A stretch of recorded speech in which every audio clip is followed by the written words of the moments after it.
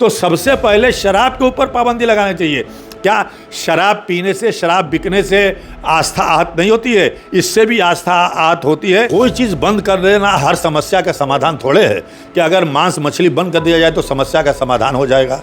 कहीं तो खाएंगे लोग ना। बाहर से जो मछलियां मंगाई जाती हैं, जो बड़े बड़े व्यापारी मछली मंगाते हैं, उन पे रोक लगाना चाहिए इनको। ये बेचने वालों पे रोक लगा करके इनकी रोजी रोटी जो मारी जा रही है, और ख़ास तौर से मांस वगैरह जो है मुस्लिम इलाकों में गलियों में जो बिकता है उस पर रोक लगाने का हमारे समझ से कोई उसका औचित्य नहीं है, क्योंकि वहाँ से ना कांवड़ यात्री गुजरते हैं न उन इलाकों में जाते हैं। बनारस में इतने 5 स्टार 3 स्टार बड़े बड़े होटल हैं जहाँ पे मांस मछली और कई जानवरों के मांस भी पसोरे जाते हैं जो बाहर के फॉरेनर आते हैं। क्या नगर निगम में इतनी हिम्मत है कि उन होटलों को भी बंद कराए? एक तरफ सरकार इनको जो है लोन देती है कि आप बकरा पालें, मुर्गा पालें, मछली पालें, और फिर सावन के महीने में इनके ऊपर अगर रोक लगा दिया जाएगा तो जो ये कारोबार करने वाले हैं उनके बाल बच्चों का पालन पोषण कैसे होगा? KFC को क्यों नहीं पहले ये बंद करा रहे हैं? छोटे दुकानदारों को बंद कराने के लिए तो बहुत जल्दी इनका फरमान जारी हो जाता है, लेकिन जो बड़े लोग हैं, जो बड़े बड़े होटल हैं,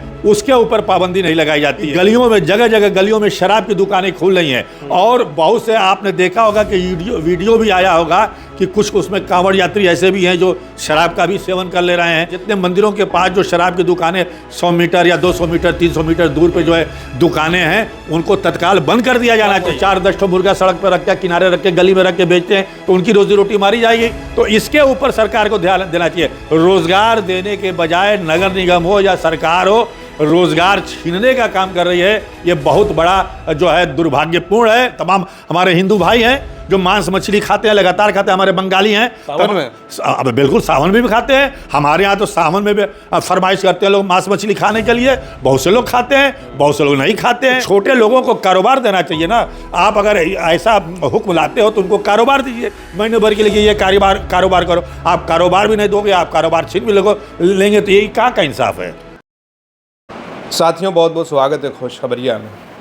सावन शुरू होते ही वाराणसी में नगर निगम की तरफ से ये ऐलान होगा कि मांस मछली की बिक्री पर रोक लगेगी। लेकिन कुछ लोगों ने सवाल उठाया कि जो उस कारोबार से लोग जुड़े हैं, उनके कारोबार का, उनकी आमदनी का क्या होगा। बहुत सारे लोगों ने सोशल मीडिया पर यह भी सवाल किया कि अगर मांस मछली से आस्था भंग होती है किसी की, तो शराब की बिक्री पर भी रोक लगनी चाहिए, शराब भी ना बिके काशी में। हमारे साथ इस मामले पर बातचीत करने के लिए अदहर जमाल लारी साहब हैं। उनसे हम जानने की कोशिश करेंगे कि इस फैसले को, नगर निगम के फैसले को जो पिछले साल भी था, कैसे देखते हैं कि क्या ये मांस बंद करना उचित है? कैसे देखते हैं इस पूरे फैसले को? देखिए, इस फैसले से हज़ारों लोगों की रोज़गार जो है ख़त्म हो रही है। जैसे मछली बेचने वाले हैं, मांस बेचने वाले हैं, मुर्गा बेचने वाले हैं, बकरा बेचने वाले हैं। तो आखिर एक तरफ सरकार इनको जो है लोन देती है कि आप बकरा पालें, मुर्गा पालें, मछली पालें, और फिर सावन के महीने में इनके ऊपर अगर रोक लगा दिया जाएगा तो जो ये कारोबार करने वाले हैं उनके बाल बच्चों का पालन पोषण कैसे होगा? क्या सरकार या नगर निगम ने कभी इस बारे में सोचा कि जो लोग बेरोज़गार हो जाएंगे और जिन लोगों की रोज़गार छिन जाएगी 1 महीने के लिए, तो उनके बाल बच्चों का पालन पोषण कैसे होगा? इसके लिए कोई नगर निगम को व्यवस्था करनी चाहिए। और जहाँ तक मांस मछली की बात है, मैं एक बात बताऊँ, जो मुर्गे के फार्म हैं या बकरे के फार्म हैं, वहाँ से हम रोज़ सुबह आप देखेंगे तो तमाम जो है गाड़ियों पे मुर्गे भर करके जो है दुकानों के ऊपर ले जाए जाते हैं। ये सरकार को चाहिए कि उन जगहों से जो पोल्ट्री फार्म है वहाँ से मुर्गे ना निकलें, और जब वहाँ से मुर्गे नहीं निकाले जाएंगे, निकासी नहीं होगी, और जब वो पालेंगे नहीं तो फिर 1 महीना जो है मांस मछली की बिक्री पे पाबंदी खुद ब खुद लग जाएगी। मछली मारने वाले मछली ना मारें।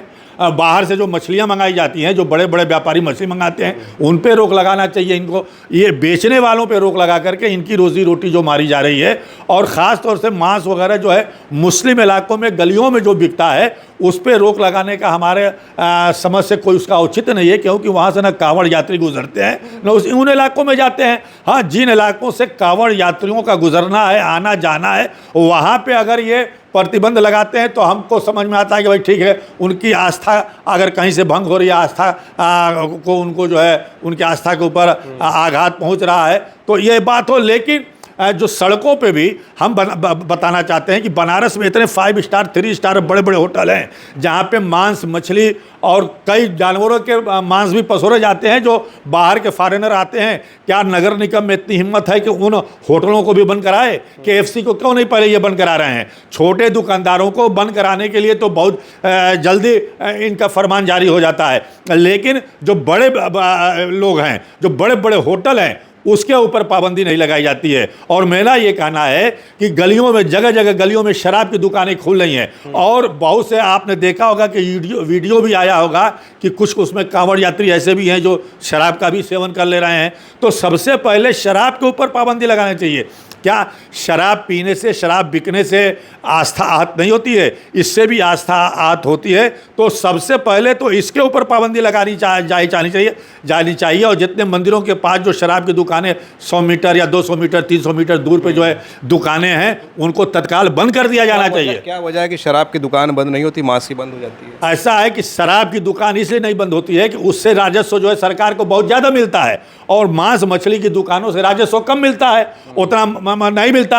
और अगर इनको बंद करना है तो बड़ी बड़ी जो फैक्ट्रियां हैं जो मांस निर्यात करती हैं उन पे बंद कराएं, तब इनको समझ में आएगा। जब इनका नुकसान होगा, जब राजस्व नहीं मिलेगा, फॉरेन करेंसी नहीं मिलेगी, तब वे उन पे कार्रवाई नहीं करेंगे, क्योंकि फॉरेन करेंसी मिलना बंद हो जाएगा, चंदा मिलना बंद हो जाएगा। तो उन पे पाबंदी नहीं लगाई जाएगी, बल्कि छोटे दुकानदार, अब एक टोकरी मछली लेकर के अगर गंगा से कोई मार के मोहल्ले में गली में बेचता है मछली, तो उसकी रोजी रोटी तो मारी जाएगी। जो 4-10 ठो मुर्गा सड़क पर रख के, किनारे रख के, गली में रख के बेचते हैं, तो उनकी रोजी रोटी मारी जाएगी। तो इसके ऊपर सरकार को ध्यान देना चाहिए। रोजगार देने के बजाय नगर निगम हो या सरकार हो, रोजगार छीनने का काम कर रही है। ये बहुत बड़ा जो है दुर्भाग्यपूर्ण है। और जो पैसे वाले शराब बेचने वाले हैं, शराब पीने वाले हैं, उनके ऊपर जो है कोई पाबंदी, उनके खिलाफ गांजा, भांग, नशा की जो कारोबार हो रहा है उसके ऊपर कोई कार्रवाई नहीं हो रही है। पूरे महीने जो है सावन का खाने वालों पर क्या असर पड़ रहा है?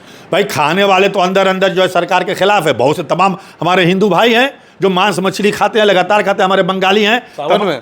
अब बिल्कुल सावन में भी खाते हैं। हमारे यहाँ तो सावन में भी फरमाइश करते हैं लोग मांस मछली खाने के लिए। बहुत से लोग खाते हैं, बहुत से लोग नहीं खाते हैं, बहुत से लोग हफ्ते में 1 दिन नहीं खाते हैं, हफ्ते में 5 दिन खाते हैं, 4 दिन खाते हैं। लेकिन ऐसे लोग भी हैं। ऐसा नहीं है कि सारे लोग जो है मांस मछली जो है एकदम त्याग देते हैं। तमाम बंगाल में चले जाइए या और जगहों पे चले जाइए। अच्छा, जब सावन आता है तो कहा जाता है कि मुसलमान सबसे ज़्यादा मांस खाता है, लेकिन सावन में ही मुर्गे का रेट कम हो जाता है, ऐसा क्यों? आप देखिए, सावन में मुर्गे का कम रेट इसलिए हो जाता है कि जगह जगह जब दुकानें आप बंद करा देंगे, जगह जगह बकरे का तो रेट कम नहीं होता है, मुर्गे का रेट कम हो जाता है। क्योंकि मुर्गे की दुकान जगह जगह हर गलियों में मिल जाएगी, हर जगह मिल जाएगी। छोटा बड़ा, हिंदू मुसलमान, चाहे वो दलित हो चाहे मौर्य, हर बिरादरी के लोग जो है मुर्गा बेचने का काम करते हैं, खाने का भी काम करते हैं, बेचने का भी काम करते हैं। तो जब दुकानें बंद हो जाएंगी तो भाई गोश्त का रेट तो गिरेगा ही गिरेगा। जो पाले हुए हैं, जो पाल के रखे हुए, 1 महीने में उसकी अगर तमाम मुर्गा मुर्गी मर जाएंगी तो उसका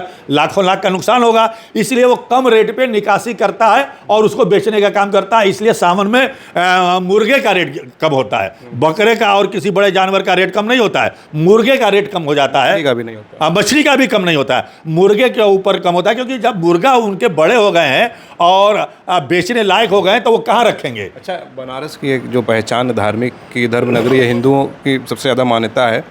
लंबे समय से कई संगठनों द्वारा मांग भी होती रही है कि यहाँ पर जो है नॉनवेज बंद कर दिया जाए। बीच में नगर निगम का एक फैसला भी आया, हालांकि उस पर अभी अमल नहीं हुआ है कि शहर से बाहर दुकानें होंगी। तो एक ये मांग जो है कितनी जायज़ है कि जो है बनारस में नॉनवेज बंद हो जाए? भाई क्यों बंद हो जाए? कोई चीज़ बंद कर देना हर समस्या का समाधान थोड़े है कि अगर मांस मछली बंद कर दिया जाए तो समस्या का समाधान हो जाएगा। कहीं तो खाएंगे लोग ना, तो उससे कहीं भी खाएं तो उससे भावना आहत नहीं होगी। ये कौन सा तर्क है? ये तो कुतर्क है।